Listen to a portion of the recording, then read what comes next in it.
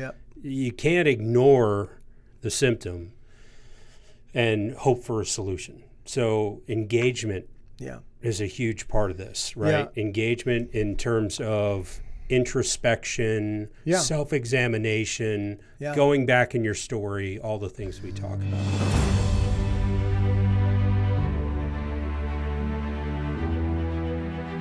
With God, there is always more. More love, more life, more freedom. Welcome to Zoe's Exploring More with Michael Thompson. C.S. Lewis once wrote, "Our Heavenly Father has provided many delightful inns for us along our journey, but He takes great care to see that we do not mistake any of them for home." Join me and the team as we explore the kingdom together, discovering the deep truths and offering encouragement for the journey. There is always more.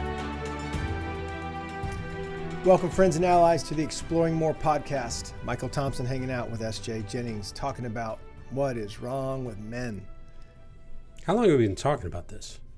For a couple months. 6 weeks. 6 weeks? Yeah. Okay.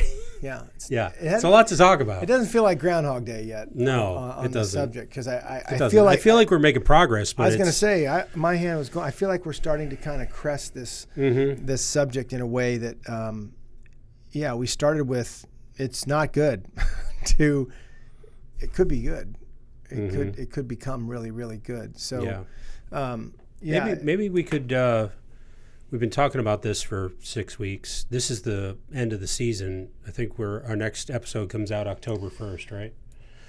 So we've got a little chunk of time. Maybe the listeners could tell us, something we missed when we were talking about what's wrong with men, or be interesting to hear some feedback. I don't know how we get them to do that. Should we give something away? Maybe. DFG T-shirts. Yeah, we can do T-shirts or a Michael, Yeti mug. Michael wins 20. Little DFG. Michael wins 23. Will win, as he's 7 out of 8. He's our consistent commenter. Yeah. But where we landed with the last episode was, I think, trying to bring some hope, some encouragement, some direction to this, and definitely identify the difference between symptoms and cause. Right. And so, just jumping in, SJ, where we want to go is story, back into story, and invite men to just consider. We ask this, and before we take a break, I'll ask it. We ask this at every event we do. What are the odds that you have interpreted your life accurately? Not good. It was really fun a few weeks ago at the Dangerous for Good Men Summit. It was one of the more active and aggressive sighs and murmurs and groans and chuckles. Oh man! I think because there were so many new guys, who had never really been exposed to more than half. Yeah, new and guys. so, but I think that's a good place to leave you for just a minute on this break. Is what are the odds you've interpreted your life accurately? So, let you think about this, think about that, watch this, and we'll be right back on the Exploring More podcast. I came to my first deepening weekend so excited and ready to experience all that my husband had gotten to experience at his first Heart of a Warrior encounter. He came back so changed, with his heart open to me and to our kids and to God for really the first time. So I was excited to get to experience that for myself. And what surprised me is how God met me in the sessions and in the times alone with God out in the beauty of camp. See, before that season when I came, I had been in a really, really intense parenting time with one of our kids and some mental health struggles. As I spent time at camp, God met me in those times alone with him, and to show me that my heart mattered too. Welcome back to the Exploring More podcast. And just a big shout out to the Deepening Weekend, which you just heard about. October 10th through the 13th. Yeah. And yeah, it would be a risky thing to tell your wife, or if you're a woman who watches, listens to the Exploring More podcast, thank you, and you should go. Yeah, I'm giving you permission to go to the Deepening Weekend. The things that we get to talk about on Exploring More, and the things that we get to provide, and the environments we get to create for men.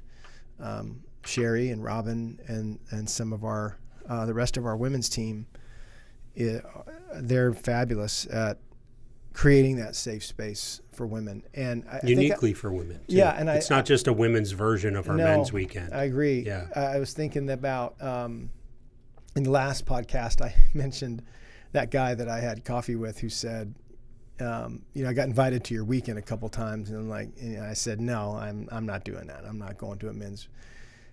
The same thing is pretty prevalent with women. Mm-hmm. I think men, by and large, are the major culprits of wounding and hurt and pain to women and their journey. But the stories of other women, especially in faith spaces, seems to be quite relevant and prevalent for the feminine heart. That no, I'm not going to a women's retreat. So. I don't know how much I could say. It's different. It's not like that. They're not small groups, even though there is round tables at meals, so you will not be able to avoid other women completely. Right. But I think where things really matter, there's a lot of solitude and a lot of space to get away with God, and that's a good thing.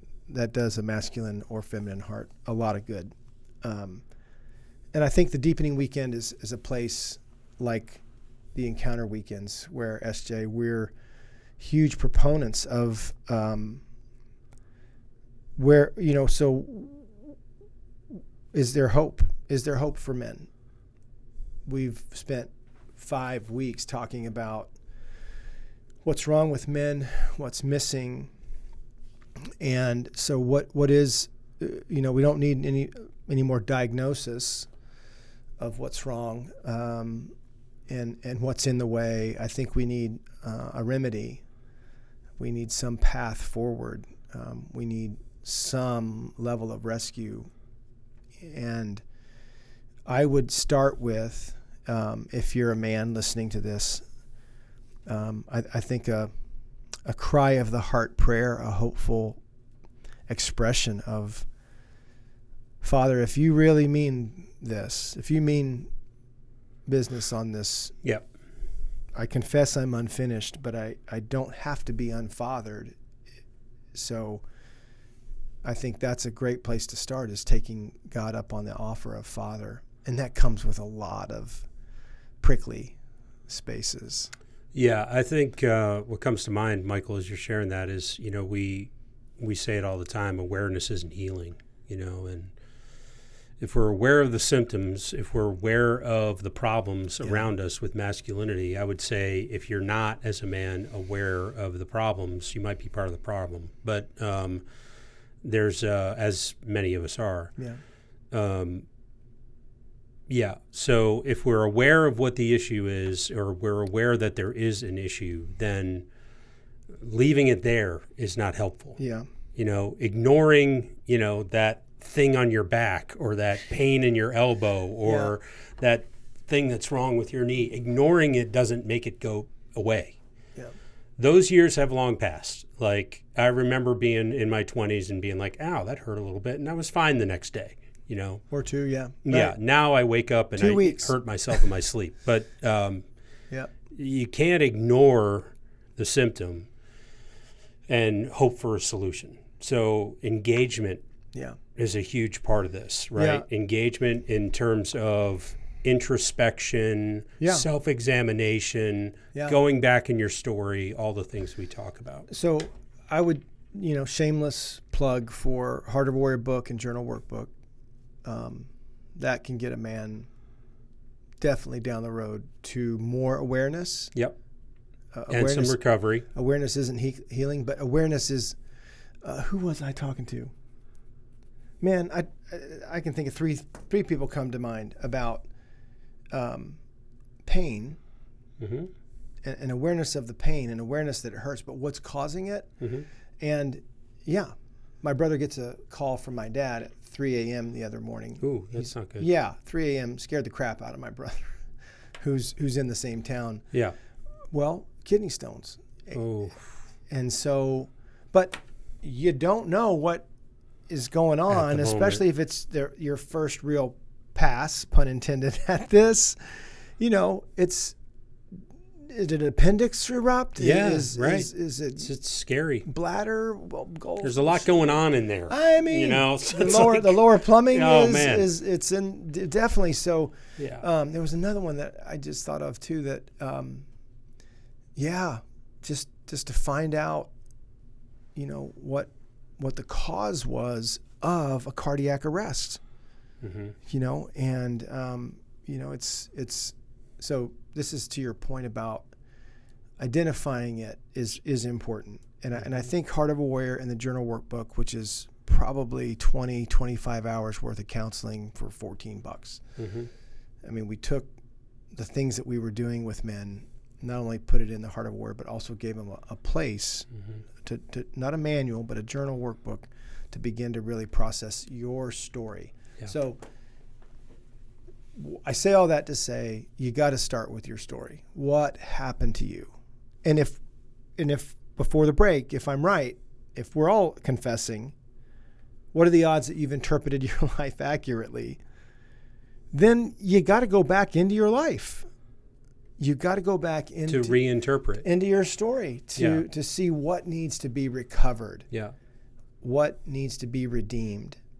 And then what needs to be restored. So those are all coordinates, all ingredients for kind of what we're promoting of a way through, not a way out, but a way through the unfinished and unfathered that we've all experienced as men to different degrees. Some they got some, which is is awesome. Yeah. But by and large, there's more of the room is full of men who haven't. So I think that's a resource. So I would say Heart of a Warrior and the Journal Workbook. I think King Me is another possible resource that talks about this stuff. Yeah, it's an interpretive resource, right? So you look at your life and you know maybe you reach a point of frustration. I'm tired of living this way, or I'm tired of always reacting this way, whatever it is. And then you know what do you do? It feels overwhelming or like confusing. I don't know where to start. Yeah. And so to have a resource like Heart of a Warrior, the Journal Workbook, King Me, to go into, it's a guide and an interpretation, an interpreter as you enter into that journey. I found out recently that my copay for a specialist is $150. That's what I thought. I said that. I said, really? You're in my insurance, to the person at the desk who's not going to really care. Well, she did care. She was great. She was great. She's like, I know. It's so tough. But I needed the specialist.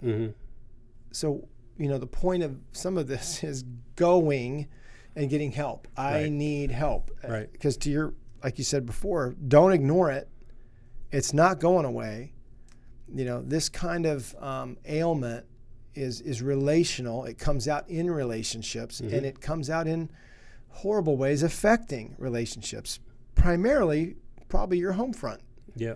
So people that are closest to you. So I like that suggestion of here's a resource, here's a specialist, here's somebody that, you know, we did our best to put it in a couple hundred pages and in a journal workbook to get you acquainted with. Because after the PT, I got 5 exercises that I really don't want to do. So now we identified it. This is the cause. I showed you how to do the exercises. And now it's up to you. 2 reps, 4 or 5 exercises twice a day. Yep. How well do you want to be? How free do you want to be? Yeah. How Just went through that. Remember, I know, we were in man. Ohio. So- My back was taken out, and I this know. physical therapist. Shout out to Anna Crockett. If you're in the Miamisburg, Ohio area, you ought to look her up because she's awesome at what she does. Yeah. You got to do these stretches every day, and I'm feeling better. You know why? Because I'm doing the stretches. Well, we say doing the work. Doing the work. I'm doing my work. Yeah. I'm doing the work. Yeah. So the healing and training that's available is something you show up for. Mm-hmm. And sometimes it's an appointment, it's official, it's formal, there's a specialist. Other times it's just homework. Yeah. It's just doing what you need to do. So the hard part is some of this stuff is so debilitating, and I'm not talking about the physical realm. No. Some of this crap is so infectious that the foul spirits do not want you to do the work. Nope. We'll turn your brain on. We'll just barrage you with thoughts. We'll accuse you or even discredit the very thing that you're trying to do. Yeah. This is not going to work. Yeah.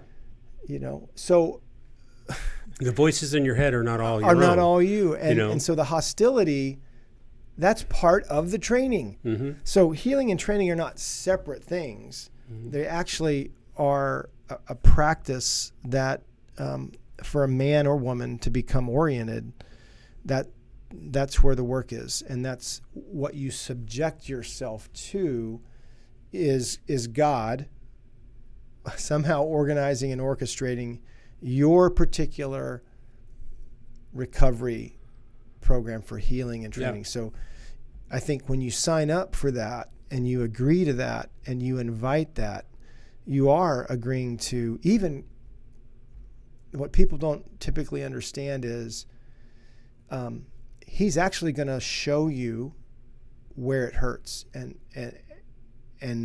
then he will invite, but few people go to why it hurts. Yep.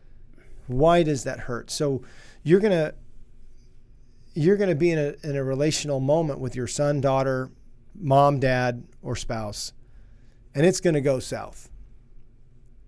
That's the invitation. South is the invitation. That's the symptom. South is the invitation. Right. It starts with the symptom. And that's and then so helpful. Whatever the steps are to move back upstream. Because but if you're can't just staying downstream in the symptoms and you're trying to shore it up there and dam things up there and somehow keep your house from getting flooded, you got to go back to the headwaters. And that's south. Yeah. That's where the beginning of the trek of you got to let it go south, right?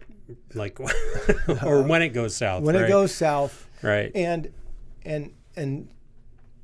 you get a chance to see and hear, hopefully pull away from and go, okay, what just happened, God? Mm-hmm. I mean, that's a great prayer. What just happened, God? God, what is this? God, why is this? And pay attention. Mm-hmm. Pay attention. What do we do most of the time, though? Oh. We go outwards. Right? Rather than inward. And pointing fingers away from the place where we could actually do something about it. Right. Yeah. Yeah. And so I just want to, I'm trying to be encouraging and yet there's things that happen to us and series of events that actually reinforce the things that happen to us. And then there's a pattern and a belief and an attitude. Mm-hmm. That's the stuff. Patterns, beliefs, and attitudes, those are the things that are demonstrated in our behavior. Now, so we're not just talking about behavior, that's symptoms. Mm-hmm. We're talking about motivations. Yeah. We're talking about drivers. Mm-hmm. We're talking about why you're so mad, or why you want to throw up, or why you can't stand this person or this thing. There's answers.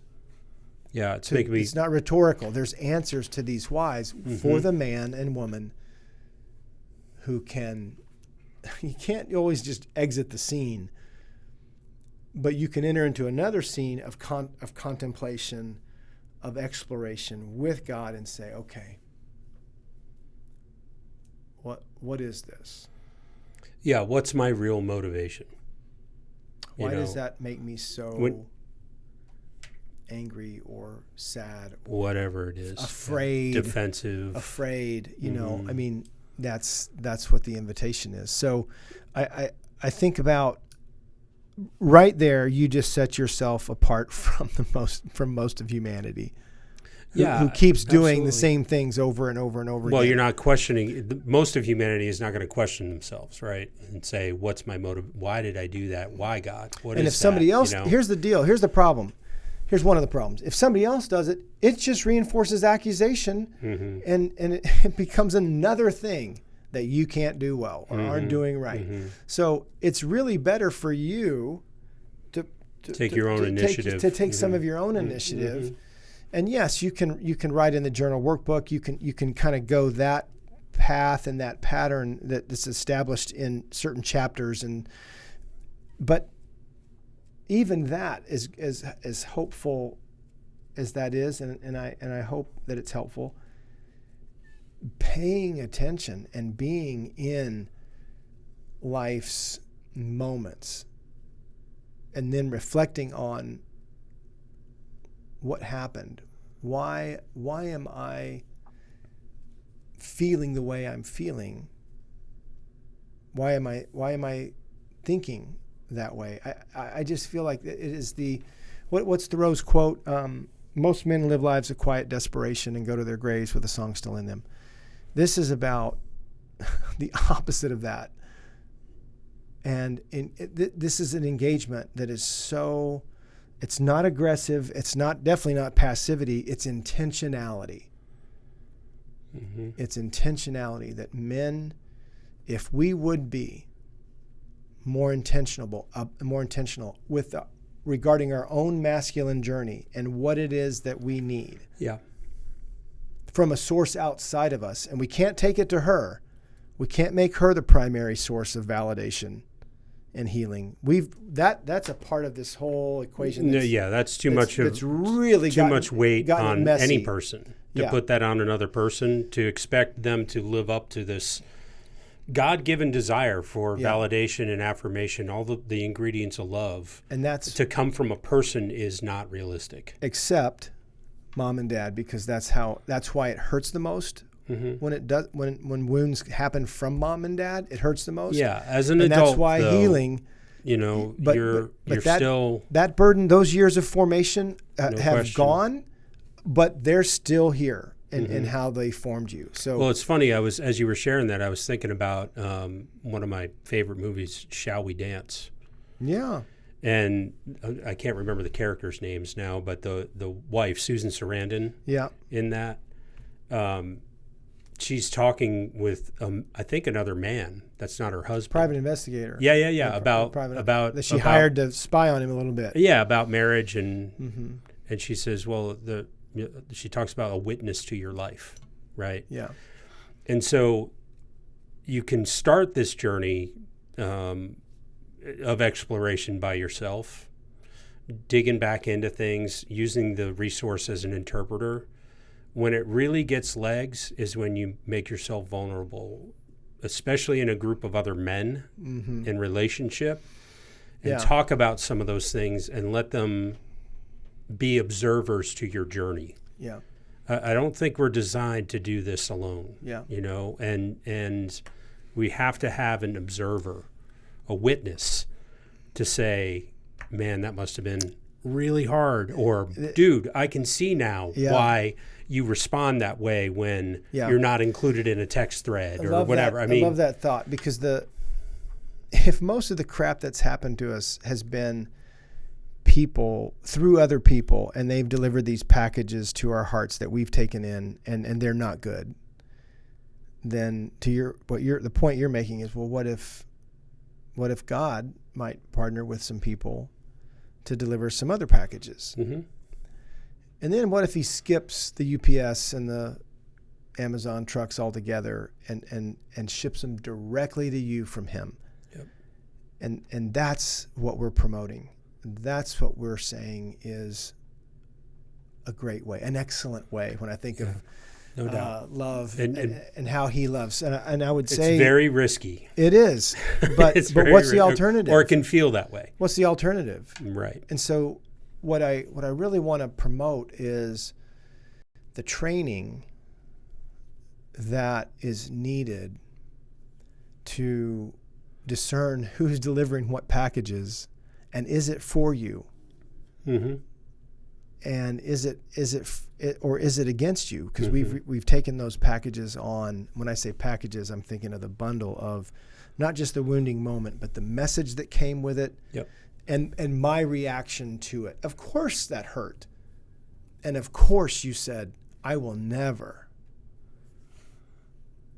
That's the package. Oh man, I shared at the DFG summit and at the encounter too, and others have as well. This clip from the Fresh Prince of Bel-Air, where his dad, his biological dad, is made a bunch of promises and is running out on him again. And Will goes through this whole several minutes of "I will never" and "I will always."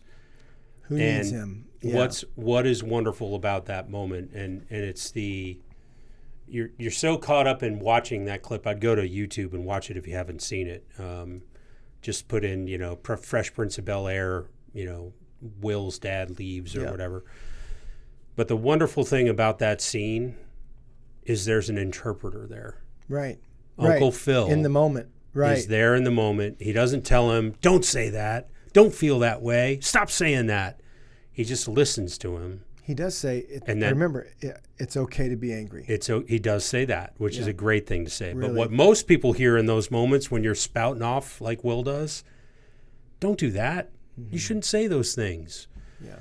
Phil doesn't say any of those things. It's okay to be mad. You should be angry with him. And then he just holds him. Yeah. And it's a incredible opportunity to see the importance of having someone else there that can help you interpret what's happening. Yeah. And in a men's group, in relationship, man, there's that opportunity. Yeah, you said it's tricky, it's vulnerable, it can be. Because we get it. Guys like to tell each other what to do and what not to do. And so, I think Phil instead gives permission, Uncle Phil. And it's a great scene. I think of if back to if the wounding packages hurt, then and they come through others, then the healing packages often can too. And you typically didn't get to pick the delivery men and delivery women, but as we get older, that's part of the That's part of the training. Who am I listening to, and what are they saying? Are they asking questions? Do they want to know me? So it's another part of what's wrong is there's not enough men who are elder sages and good kings who can listen and hold the holy and the hard of a man's story without telling them what to think or feel. And so I think what happens in the process of this faith spiritual PT, we're talking about spiritual therapy for healing and training, those are so close to each other, SJ. They're just so close to each other that the healing that you're going to experience is actually going to be the training that you need to care for somebody else who needs healing. That's right. And so it's an apprenticeship. It is. Whether you recognize it or not. Like, I've been apprenticed by you. And likewise. And likewise. Thank you for saying that. But what's so helpful, you just told the story a couple of days ago to me. You were riding in the truck with a guy who knows what we're talking about, knows how to listen, knows how to ask good questions, and wasn't in a given moment. Yeah. And so you had the opportunity to say, man, I don't think you're really listening to me right now.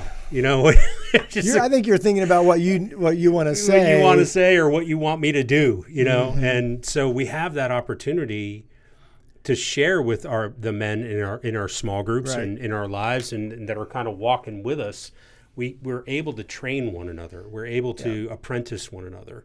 Yeah, and help each other do this better. And he was great. Yeah. You know, again, to have the kind of love that can be honest and kind, and say, you know, I think of Vicini over and over again in Princess Bride. When he keeps using that word, when he keeps using the word inconceivable. Yeah. and Mego, what's his name? Inigo Montoya. Yeah, I don't think that word means what you think it you means. Keep using that word.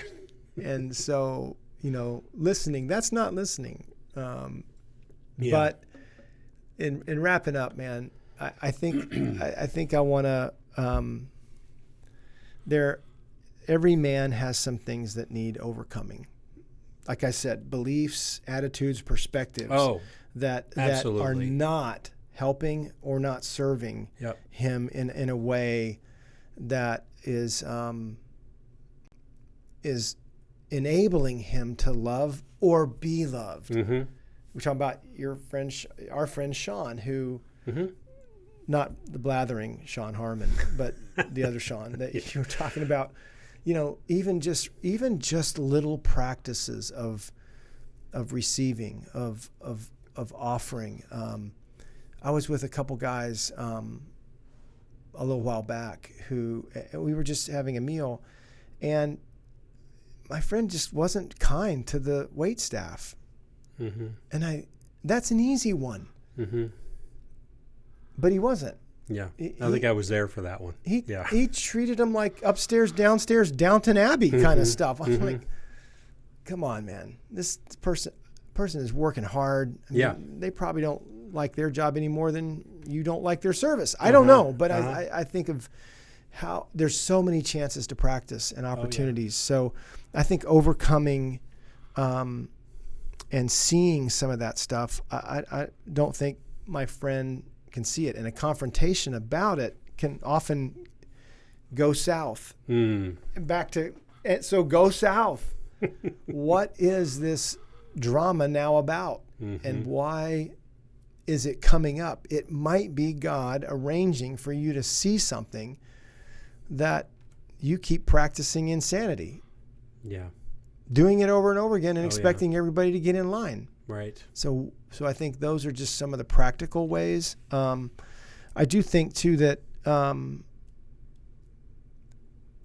being mindful, being awake, paying attention are critical to your healing journey, your training path, and the initiation and validation that's going to happen. I mean, it's not always ceremony and cake and everybody claps. That's not what... Those are great moments, but I got to tell you, man, some of the greatest validating moments I've received is when I have received some healing, done some work, and I respond differently in a moment than I would have before.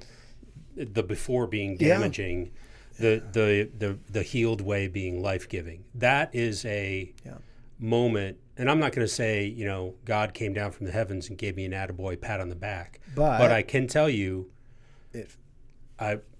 there was almost that like, wow, that went different. Yeah. I love it. Yeah, man. I love it. It's such a validating moment, man. I love it. It really is. So I think a couple things as we close. I just want to say, you know, we'll be back. October 1st, I think. October 1st is when we'll air some new episodes. We've got a few, not even a few months to give attention to some other things. But in the meantime, though, I mean, there's a library of exploring more podcasts. I think a couple of our favorites are, we talked about this off mic, was the 4 pillars and any of the masculine journey stages. I think we've done that a couple times, but those if you want to stay in what this last episode is about, I would say go to the masculine journey stages, because we identify what should have happened in that stage, what could have happened that wasn't good, and how do you recover from that.